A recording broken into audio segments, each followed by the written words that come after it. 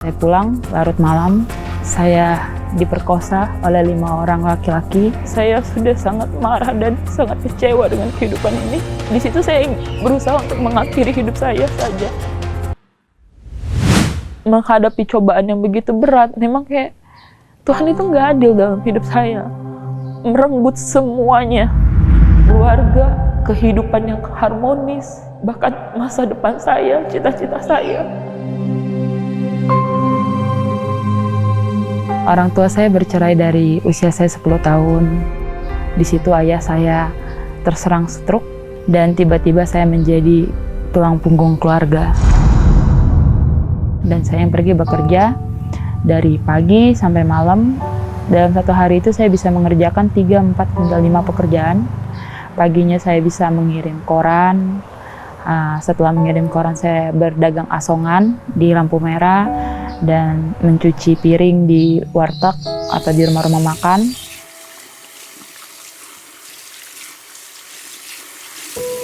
Di situ benar-benar saya merasa pencobaan yang tiada hentinya dalam hidup saya.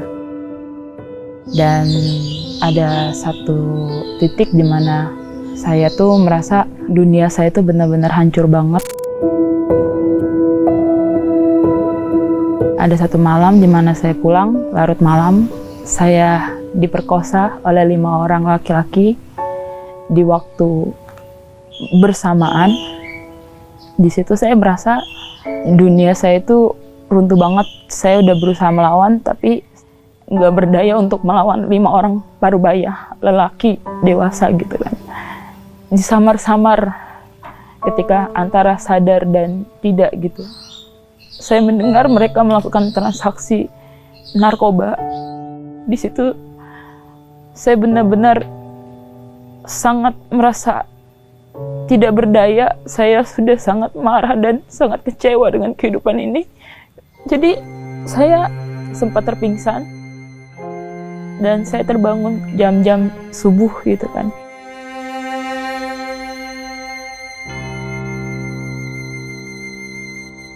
Dan saya mengumpulkan tenaga saya, mengenakan kembali pakaian saya. Nggak jauh dari lokasi saya dilecehkan, ada sebuah jembatan. Di situ saya berusaha untuk mengakhiri hidup saya saja. Karena saya merasa diri saya ini sangat tidak berguna dan sangat kotor, sangat hina, sangat tidak layak lagi. Sebelum saya melompatkan diri saya berdoa kepada Tuhan. Tuhan, saya sudah tidak kuat untuk menanggung tanggung jawab ini. Saya hanya minta tolong jaga ayah dan adik saya saja. Dan setelah saya mengucapkan itu, saya menjatuhkan diri saya ke jembatan itu.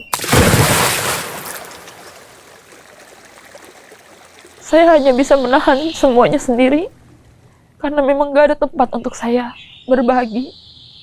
Menangis setiap malam sendiri, membenci diri sendiri setiap hari, menganggap diri sendiri seperti sampah setiap hari.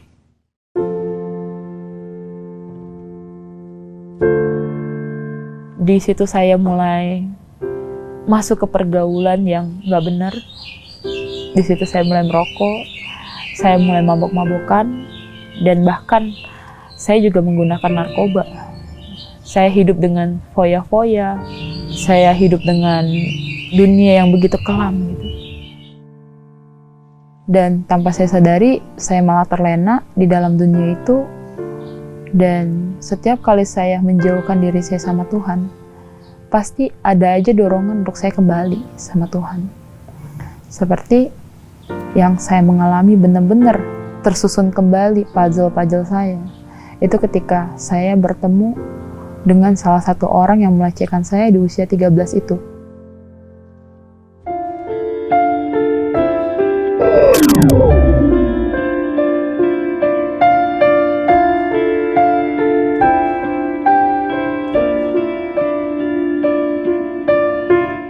Saya lagi berjalan, di situ saya bertemu dengan seorang yang penuh dengan luka dan dia sudah kehilangan salah satu kakinya, dan orang itu menghampiri saya gitu. Dan dia meminta maaf sama saya, dan ketika saya melihat wajahnya, saya tahu siapa orang itu gitu. Karena saya nggak mungkin melupakan orang yang udah menghancurkan hidup saya. Waktu itu saya hanya sibuk nangis, ya habis saya nangis. Ketika saya sudah kembali lega, saya bilang sama orang itu, yang berlalu biarlah aja berlalu. Dan di situ saya mengambil keputusan untuk mengampuni orang itu. Dan di situ saya langsung nangis sejadi-jadinya, kayak terkilas balik lagi dalam otak saya. Dan di situ saya baru menyadari betapa besarnya kuasa Tuhan di dalam hidup saya. Di situ saya mulai kelas balik, oh iya ya, waktu itu saya mencoba untuk bunuh diri juga, saya bisa selamat, itu suatu mukjizat. Ketika saya dalam segala mara bahaya, ketika saya menghadapi segala cobaan, selalu ada mukjizat. Kemana saya selama ini? Kenapa saya begitu buta untuk melihat betapa baiknya Tuhan? Kenapa saya harus kecewa oleh manusia gitu? Kan jelas-jelas saya ini punya Tuhan untuk saya bersandar. Kenapa saya harus bersandar sama manusia? Di situ saya langsung terbuka mata saya.